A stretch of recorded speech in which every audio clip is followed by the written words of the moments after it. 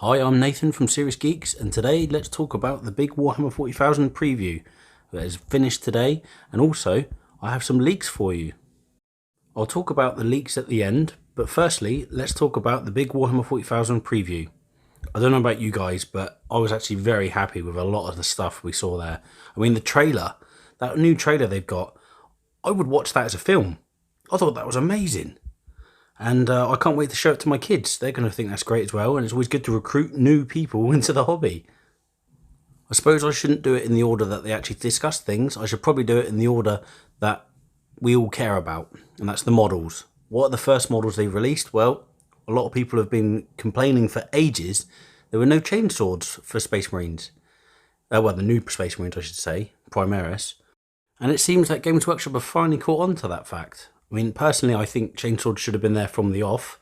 I'm not understanding what their thinking was there. Space Marines shouldn't be tactical in my eyes. They should be more gothic.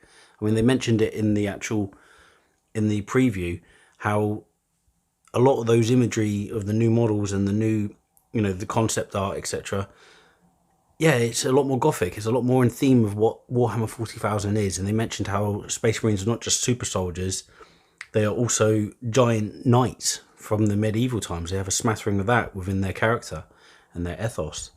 So it's good to see Games Workshop finally getting involved in that. Now, chainswords couldn't be more 40k. They are a great representation of the absurdity of the genre, but also they are fun. They are great. I mean, they look visually striking.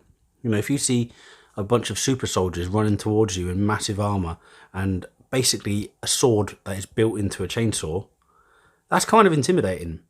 And the idea is that there's a lot of gore elements that would, just the thought of them being used, they're not subtle weapons, and it is Space Marines to a T, and the Imperium in general. So I'm really glad they've introduced them back into the new Primaris range. On screen now, we can see the Primaris Intercessor with chainsword and heavy bolt pistol. I think this model, obviously it'll be a whole unit, will make Templar players, Black Templars, very happy, as many Blood Angels players probably will be as well. I still have some reservations on their capacity to get into close combat, but we'll touch on that later on, because there were other things that were hinted at in the actual reveal today. Also on the screen is a new Primaris Space Marine. I'm not really sure what he's armed with. It looks to be either a plasma weapon, or more likely, by the guise of it, it looks to be one of those Volkite blasters that you get from the Heresy. And that is definitely some sort of big boarding shield or storm shield. So a lot of people like myself always wanted big shielded dudes in their Space Marine armies. Admittedly, I wanted some more classic Marines so I could use them for 30k. But this aesthetic is brilliant. If you look at the model, it's very gothic. It's exactly what was missing in many of the intercessors and the other, particularly the Phobos armor. That I didn't really feel that it blended well with the 40k aesthetic, with the idea of the gothic medieval knights. And this model seems to have gone back to that, and I'm glad they have, because it was really, really starting to irk me that Games Workshop sort of was moving away from what actually made 40k into the game it was, which is the gothic feel around it. That's about it for Space Marine releases at the moment from the preview. I mean, obviously we know that there's more coming.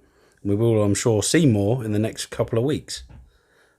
Moving on to the other models that have been revealed to us by the Warhammer community team. We have the good old Necrons. I'm really happy about this one. I really am. Because it was actually vindicating my predictions. I said that we'd get new Necron warriors, and it's coming true. So yeah, I couldn't be happy about that. Not just because I wanted to be vindicated. I want to collect that army again. And I would, like I said, I wanted to wait until the new warriors were coming out, and I'm sure we're going to see new destroyers as well. I have no idea what that thing with the big blade was in the trailer, but that looked cool. I want a bunch of them, and if that's the new reimagined idea of destroyers, I'm all for it. I kind of like the scarab legs. I think that's brilliant. There they are. Great new models. They are just what I predicted as well, that what I wanted to see. I wanted to see more hunched and grotesque and horrific creatures that are just not big robotic, well, they're supposed to be aliens, but they could have been humans. Now these, they hint at the undead. They even mentioned it when they were describing them. And that is just, it's just so enthusiastically 40k. It's brilliant, and it's really reassuring to see the design team on the same wavelength as many of the fans, because these Necron warriors, they look great. I mean, they got new weapons there as well, so that, you know, there's a few options that you can take with them. I mean, they were always so bland, and now there's more options with them, and they look great. I mean, I can't say enough great things about what Games Workshop have done here. What a brilliant release! I love this. These Necron warriors, they've sold it to me already. I'm collecting a new Necrons army. Just don't tell the other half. Like the Space Marine with the big shield. I'm not sure what this thing is. It was on the Warhammer 40,000 website. It's some sort of Easter egg that they hinted at that we could go and have a look at. Well, I'm not sure what it is, but again, it looks very good. A little bit lopsided in that one side of its arms look a little bit strange, but it works for me because they're aliens and it looks alien. It's not got the symmetry that we would expect in that capacity on a creature. You know, their symmetry comes from other aspects of their being, and they don't need it. You know, they are an alien creature, and that's what they've done. They've produced an alien monstrous robot, and I think that's absolutely stunning. Again, I'm going to have a couple of these on the table. I don't know quite what sort of format they're going to be, but I'm going to have as many of them as I can fit in, as well as everything else. Oh, my wallet is going to be pained after all this. It's going to be screaming out blue murder. The last hint seems to be screenshots, as you can see on this on the video now. It seems to be something to do with a Silent King. I'm not sure exactly what, but my leak later on, you should be able to see it. It's a bit of a grainy photo, but it is doing the rounds on the internet, so I'll bring it to you later on. So it looks to me like a large set piece model that is probably something to do with the Silent King himself, and I can't wait to see what this is. The next couple of weeks are going to be agony waiting. Anyway, that's about it for models for now. I mean, I will talk about some more models that are leaked later on, but right now, this is all they've revealed to us. So, moving on, we have the rules, and you know, I'm not going to go into every little aspect that they mentioned. Just pick the most important to me and what I think a lot of players will want to hear. And we'll start with command points. Command points, it's always been a bit of a bugbear for me that you build your army just for the command points. You need, you know, I need about 12, between 10 and 12 for my army to function the way I want to on the tabletop. And that means I have to build certain types of units into the army, and I have to, you know, that means I have to have the troops choices and the HQs to be able to build those armies. And really, it means that I can't do themed armies. I always wanted to have an all-Terminator army. I love my first company, my Ultramarines, and if I could have an all-Terminator army and not be punished by not having enough command points, that'd be great. And I think this is a great new idea that they've brought into the game to start off everyone with the same amount of command points, and it looks like everyone gets more, or most people do. I mean, I'm sure some of the people who have massive, you know, 2 brigades or whatever, those sort of armies are going to have all the command points they ever need. So yeah, they're not going to be as enthused by the change, but the rest of us can be. It's just really good to start everyone off on a level playing field. And what was also mentioned was command points are used to buy allies in from different codex books, which again is something I've been calling for a long time, and it is such a great change, because now if I take an all Ultramarines army list, it's going to be themed just on the Ultramarine Strike Force. I won't get punished by not having enough command points to do what I want to, compared to someone who's taken what is often termed soup, where they've taken the best units from several different codex books and lumped them all together, and then got none of the downsides to it because they can use the stratagems for everyone and they have more command points. And now, you know, now there's actually a reason to do both, which is all about choice. And I think giving players choice and freedom on the tabletop and not punishing any in particular is a great way of doing it. And you might actually see Adeptus Custodes on the tabletop more often as well, without being in soup. Because I would really enjoy that. I actually bought their codex not too long ago because I wanted to get involved. But I was waiting to see what new rules and new units they might get. Next up, there's tanks are back. I mean, I'm not sure where they went, but they were always gun boxes, weren't they? Whereas now they can't get tagged by infantry as easily and not be able to shoot. Not sure what the mechanic is. They seem to imply that you'll be able to shoot into the combat using the tank. And then someone actually mentioned you can shoot something else as well. So that's quite interesting to me. I would be really interested to see where they go with that. And it will actually give a new lease of life on a lot of vehicles, such as Land Raiders, that can move forward and not have to worry about being tagged into close combat and then being almost useless. And if by some horrible quirk of fate that your unit is completely surrounded, you can still shoot and you're still dangerous, as opposed to being completely useless in close combat because 10 Gretchen have just surrounded you doing nothing. Yeah, so I'm all for that. That brings a bit of dynamic play into the game as well, because tanks will be less worried about moving, and it means that tanks with the fly keyword aren't as crucial to dominate in the game anymore, because they haven't got an advantage over other tanks that, you know, was always a little bit unfair, really, because they could retreat out of combat and still shoot with full effect and the other units can't. I mean, that was just, it just wasn't fair when you consider a big Baneblade. Well, I think they could anyway, but, you know, like a Land Raider or a Lehman Russ, they were stuck. They were stuck and they couldn't do much about it. The very next thing they talked about was cover, and they elaborated a little bit on it in that they want to be able to make it so that it has more of an impact on the game. And one of the questions was actually related to close combat troops, and will close combat troops be more likely to be seen on the tabletop and get into assault more easily?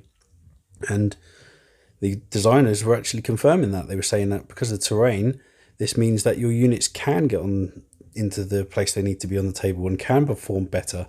So assault troops look like they're coming back in this next edition of 40k, and I am very happy about that, because one of the things that I loved about playing the game in general was having these big assault troops. I've got plenty of Vanguard. I think I've got 20 Vanguard veterans in my Ultramarines army that don't see much use on the table because they could just never get into combat.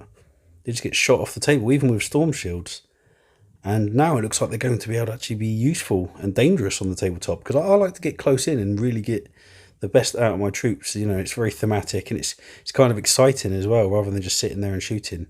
You're taking advantage of more phases of the game, so you're doing more as well. It's just, yeah, I really appreciate those changes, and the idea of terrain being more meaningful and not as bland and plain as what it has been. Again, that's a very positive change in my book. The last major change that I really took note of, I mean, obviously they mentioned flyers and other things, was the blast weapons. Blast weapons are actually a new type of weapon that looks like it's going to be very effective at taking on infantry squads. They actually mentioned it's going to do the full amount of hits. I'm not sure how that will translate onto the table, but that means I'll be able to do 6 hits on a squad using a frag missile rather than D6 shots. I mean, that's just brilliant. Again, it just means that weapons, they mentioned whirlwinds in particular, they're going to be more useful on the tabletop, and a lot of things were just taken for their strength and AP, and then the number of shots they could put out. But now you're going to have units that can actually specialise in killing hordes or infantry, and then you have units that specialise in killing more elite units and heavies as well. And it's just a great change, and it's a subtle one as well, because it wasn't really on the radar that everyone was complaining about all the time. You know, it's something that needed fixing, but you know, people were focused on other aspects. Like myself, I was always going on about assault units and getting into close combat, and now that looks like it's a change that they've embraced with these blast weapons. It's going to make the game a lot more interesting. So yeah, I'm very happy with all these hinted changes, and I can't wait to read more about them. Out of all of them, the command points is the most exciting. It just means that I can, like I said earlier, I can build an all Terminator army and have at it with the opponent, and I can't wait to do that. That's going to be very exciting and very fun on the table. Also, if I do get into Adeptus Custodes, I'll only need about 8 models because they're so expensive. So yeah, again, you know, that's a quick win for me, and many other people I'm sure will agree. And yeah, more options on the tabletop for all of us. You know, Orc players can take a themed army list now, which doesn't rely purely on building command points to get their army functioning. It's a great idea. So yeah, that is my favourite of the revealed changes so far. The next big thing I would say would be assault troops. Getting your assault units. I mean, I mentioned the Adeptus Custodes. Getting them into close combat now doesn't seem to be as impossible as it used to be. And you're paying for partly their close combat capacity as well as their tenacity and shooting. So yeah, those are my 2 standout choices of what's changed. I'd like to hear what your standout choices might be. Please comment below. It'd be good to see what people think, what people are excited about, what the buzz is. Okay, let's move on to the leaks. It's the last bit to talk about. I know that's the reason most of you hung on this far. I'll try and put a timestamp into it so that you can skip straight to it. But moving on to the leaks, you can see on the screen now, this is a very interesting picture. You can see a couple of Ultramarines units at the back. It looks like the guys with the swords and the shields, you know, the close combat troops. But look at those Necron models. There is a myriad of different choices there. There is the big Silent King-esque structure-like thing in the back. That looks quite impressive, quite large and looming. Necron warriors, we already know what they look like. They seem to be at the front here, at the bottom. But there's this strange octopod thing on the left. What is this? I mean, that looks great as well. You've got some other units that are in there. I mean, what's that strange metallic angel thing? Oh, wow. I mean, that looks like a reimagined Catan, perhaps? Or is that the Silent King? I'm not sure. But, again, I can't wait to find out. Sorry for the quality of the picture. It was sent to me that way, and unfortunately, it is the potato cam in effect again. But Games Workshop might release some more information on it now that they know it's out there. Here, next, we've got Space Marines. Look at these Space Marine bikes. Primaris bikes, of course, but they look great. Reimagined, but still harking back to the original. And I think that's a great way to progress. Looks like they've got chainswords again, so Games Workshop are doubling down on adding chainswords to Primaris. I mean, they should have done it in the first place, but glad they're in there now.